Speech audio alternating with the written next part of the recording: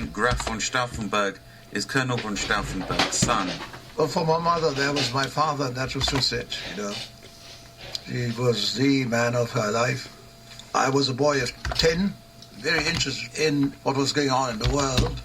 You know, I was just about to become a little Nazi, like all of us. But we never discussed that with my father. If he'd discussed politics with us, he couldn't have shown his real feelings because it would have been too dangerous. Children give things away. In 1943, von Stauffenberg was injured in Tunisia, losing an eye, his right hand, and 2 fingers on his left hand. As he recovered from his injuries back home, he was approached by a group of conspirators within the German army who wanted to kill Hitler and overthrow the Nazi regime. He became a leading member of the plot. Quite professionally, as member of the army headquarters, he was disenchanted with Hitler's strategic capabilities. And really, Hitler was a different type of person from what we thought acceptable.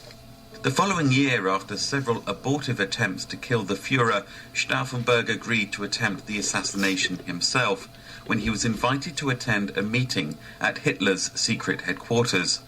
The conspirators' plan was for Stauffenberg to smuggle a bomb into the heavily guarded Wolf's Lair, blow up the meeting, killing Hitler, and then dash back to Berlin, where the conspirators would use the army to take control of the Reich. The plan was fraught with risk. My mother always said she knew what was planned. She had found out, you know, and then had confronted my father, and so he told her. But she did know that he was to lay the bomb. Did she? I mean, she supported what he believed in, or what he was doing? Yes. My mother was an extremely loyal wife.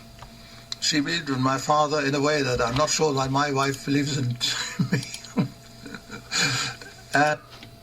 Okay, let's see what God says. God says, before him and say, God save King Adonijah, but me, even me, thy servant, and Zadok the priest, and Benaniah, son of Jehoiada, and thy servant Solomon, hath he not called. Is this thing done by my lord the king, and thou hast not shewed it unto thy servant who should sit on the throne of my lord the king after him?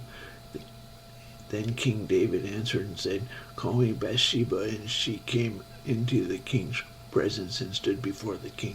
And the king sware and said, As the Lord liveth, that hath redeemed my soul out of all distress, even as I swear unto thee by the Lord God of Israel, saying, Assuredly Solomon my son shall reign after me, and he shall sit upon my throne in my stead. Even so will I certainly do this day. Then Bathsheba bowed her face to the earth, and did reverence to the king, and said, Let my lord King David live forever. And King David said, Call me Zadok the priest, and Nathan the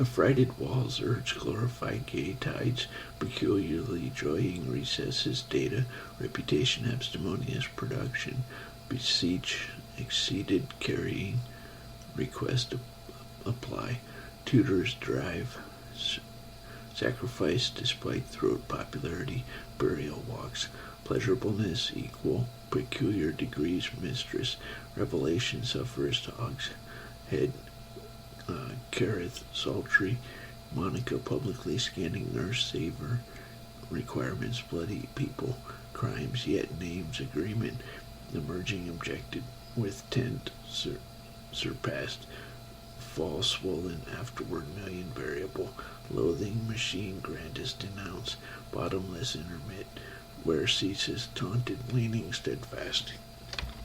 Okay.